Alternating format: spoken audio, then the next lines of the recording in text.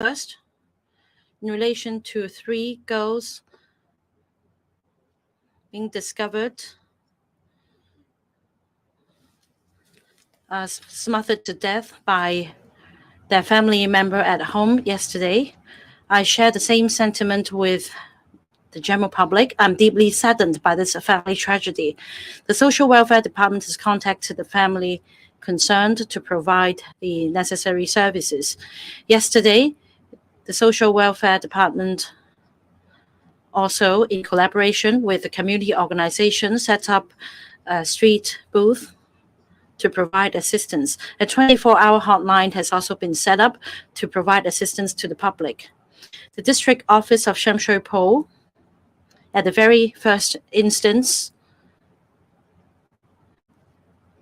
yesterday held an emotional support session for the public in collaboration with university scholars. In the coming few days, these briefing sessions will continue to be held to support members of the public who are affected. The new Home Association will also set up a 24-hour hotline to support ethnic minorities in need, especially EM families who are affected by this tragedy. I appeal to everyone to show more care to your friends and family. We need to protect our children. No matter what happens in a family, violence is not the solution. It will only exacerbate the problem. Same as every human being, every child has a right to live. No one should take away their lives. We must protect our children. There is always a very complicated array of factors behind family tragedies. It can be due to excessive borrowing, gambling, children, marital issues. Those in need should actively approach others for assistance. So if you see something like this happening around you, please remind those in need of assistance to get help. The government is gravely concerned about these domestic incidents. Apart from taking the appropriate action, the Children's Protection Unit of the Social Welfare Department will intervene. The case will be assessed, and necessary individuals and family members in need of help will be provided with one-stop assistance, including clinical, psychological counseling, residential care service, healthcare service, as well as statutory protection for children in need. The Integrated Family Services Center of the Social Welfare Department will also provide assistance to the families and individuals concerned. Social workers, school principals, teachers, healthcare professionals, the police will also intervene and provide assistance to these cases in a cross-disciplinary manner. We also support the operation of crisis centers to provide a 24-hour hotline, short-term respite service, and outreach services to those in need. The second matter I'd like to talk about is about the despicable act of intentionally causing damage to the organ donation register. 4 males were arrested yesterday for the offense of using computer with dishonest intent, with the use of information obtained from doxing acts. These individuals applied with the register to withdraw from the registration. We condemn such acts which undermines the noble cause. In this recent incident, some 3,000 deregistration applications were received. Many of them had not been registered in the first place, and these despicable offenders undermined the system and undermined the noble cause of organ donation. They are, of course, black sheep of the family. We must, however, condemn their acts. They acted no different than the rioters in the 2019 Black-clad violence. They started to incite hatred using different guises, and then on the internet, they continued to spread rumors and false information. The purpose of organ donation is to save lives. It is up to a person to decide whether to donate the organs after death. You can deregister at any time. However, some unscrupulous individuals operated a rumor mill to circulate fake and false information. We will definitely pursue liabilities. The organ donation register was set up in 2008, and the number of registrations has continued to increase, and it has increased by 7-fold in the past 14 years. From 145,000 registrations, the number has increased to 357,000 registrations.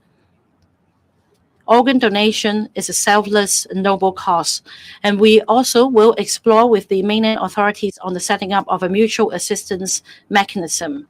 And under this mechanism, organs donated in Hong Kong must first be allocated to local patients. Only when no suitable local recipients can be identified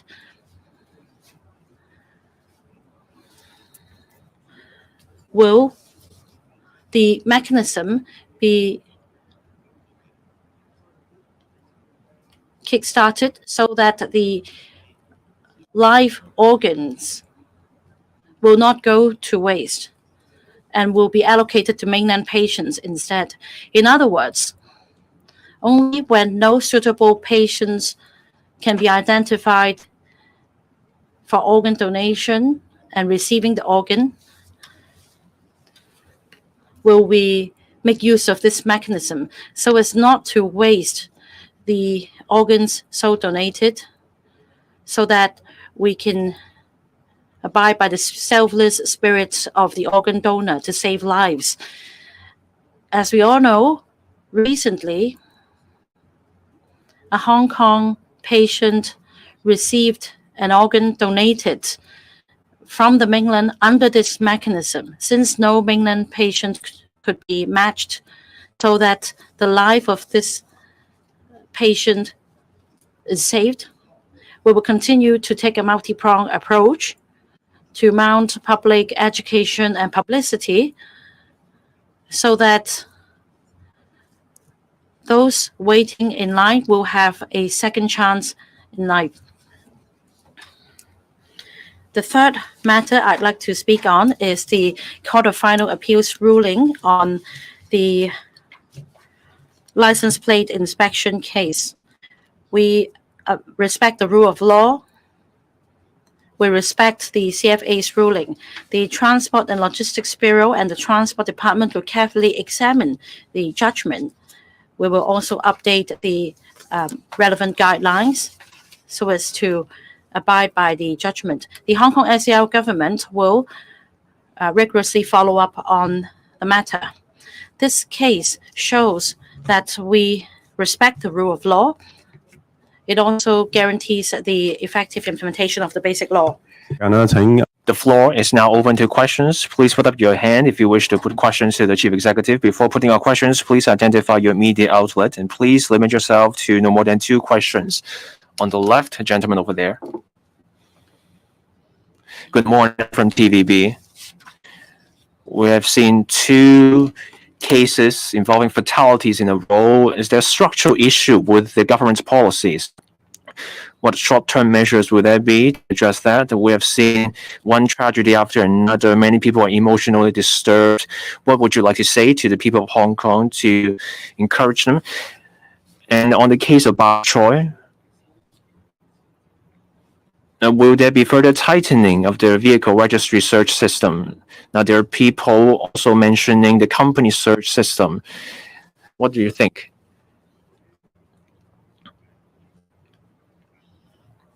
Within a short time, we have seen 2 tragedies.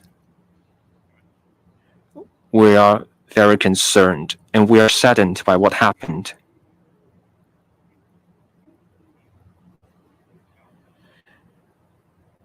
For these incidents,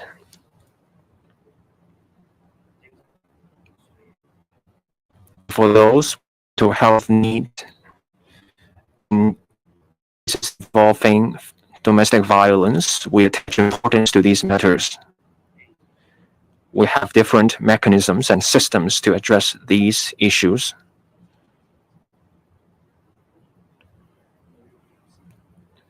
Now, with what happened, we will review the procedures and workflow to see where we can do better. That's the principle we have always stuck to. And for mental health, it's something the government has attached importance to all along. In promoting mental health, we will keep stepping up our work.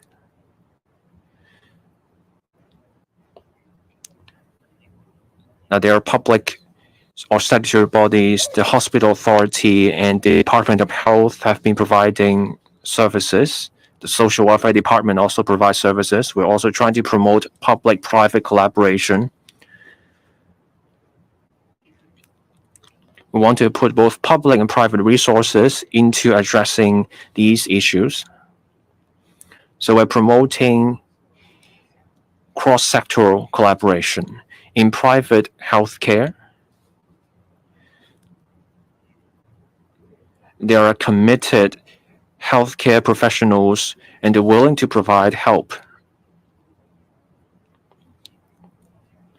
In terms of primary healthcare and public-private collaboration, we're trying to expand the network.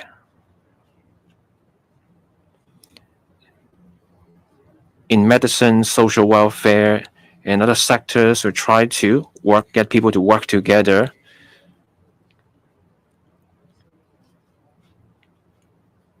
Now, with the incidents that have happened, I proposed 4 areas where we will strengthen our work.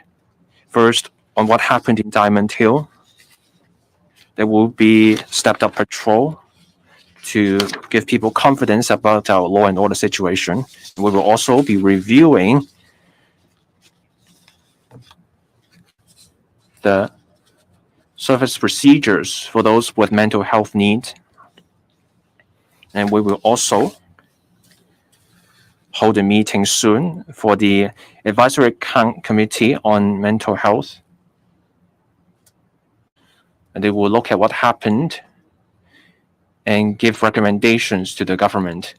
This week, there will be a meeting of the Advisory Committee. On domestic violence, we attach importance to these incidents and we stress early intervention. And we need different disciplines, professions to come together, work together. Every time this kind of thing happens, we have a heavy heart. And we will look for ways to do our work better.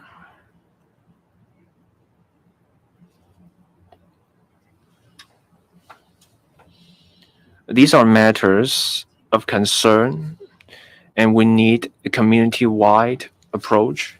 We need family members to look out for one another. Families look out for one another. You should all work together with the government, and this is important. So I urge everyone, look out for one another, show love, pay greater attention to one another. If you see someone who may need help, give them a heads up. Also, go to the relevant departments to provide information. We have always stressed early intervention, interdisciplinary help in providing assistance. That way, we can do better, and we will also listen to views.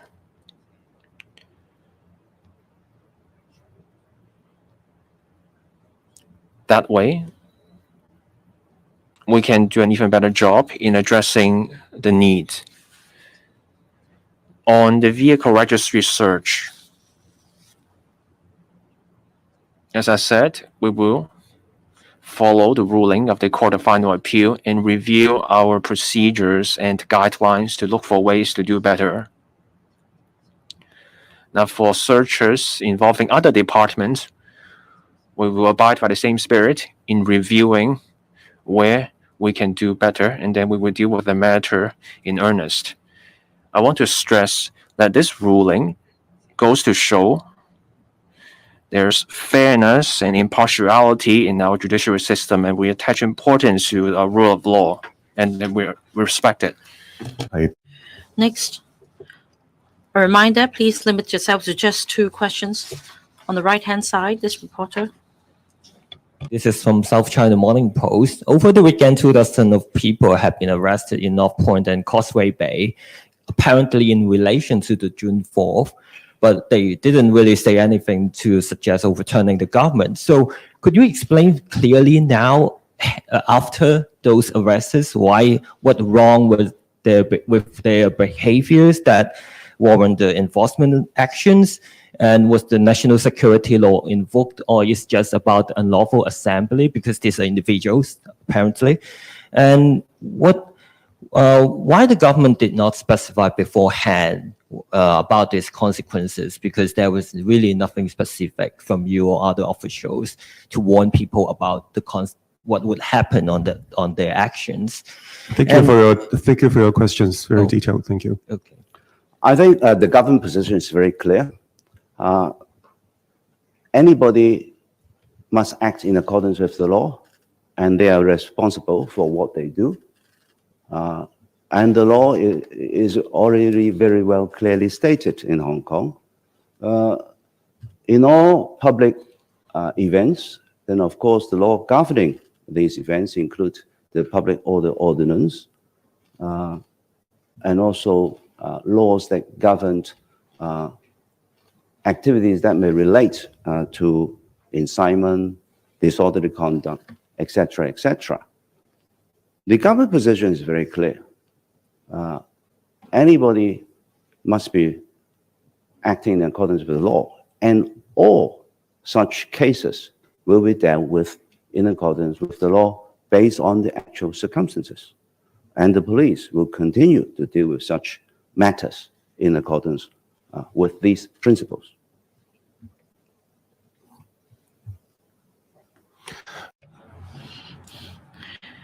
In the interest of time, we'll take the last question. This lady next to Matthew on the right-hand side.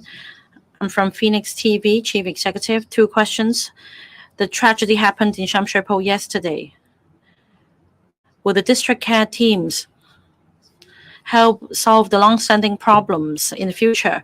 Second question, after the Diamond Hill tragedy, a man was arrested for attempting to wound somebody with intent. Will you consider introducing regulation on the use of offensive weapons? In relation to family tragedies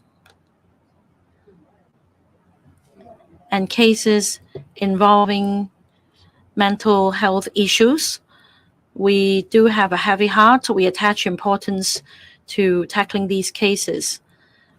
On top of enforcement,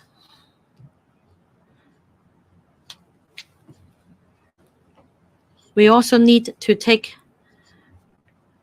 a preventive approach so that we can provide assistance to those in need.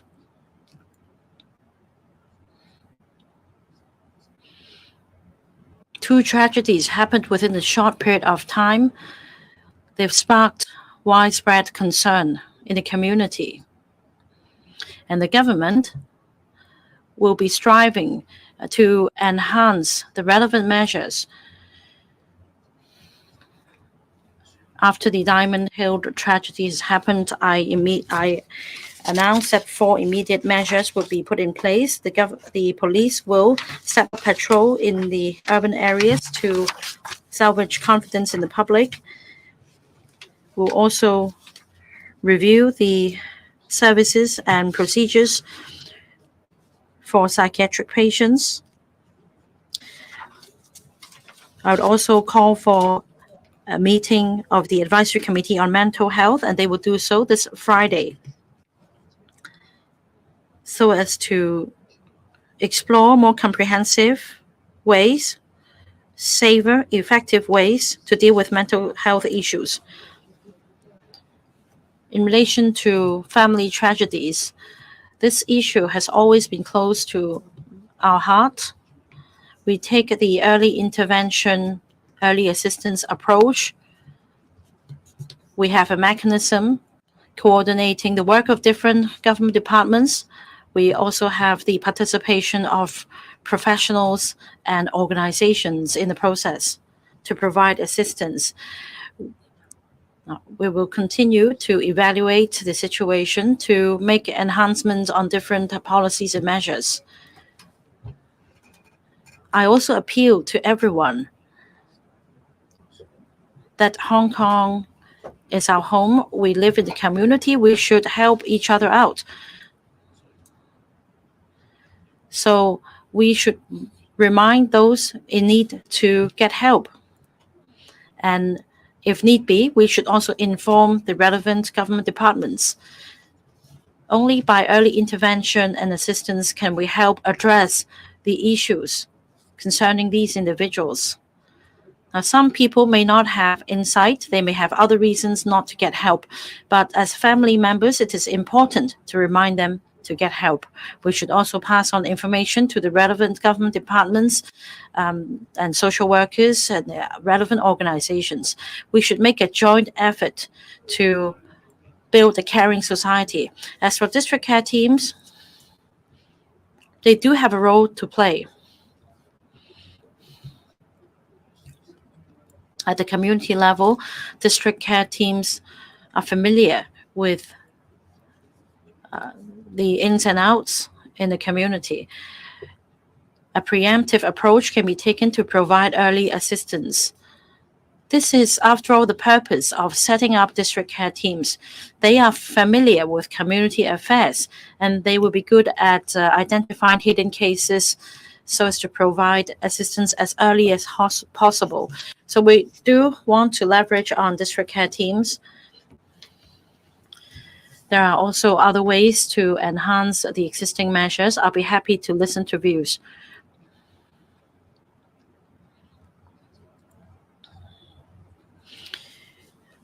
The Advisory Committee on Mental Health will convene a meeting.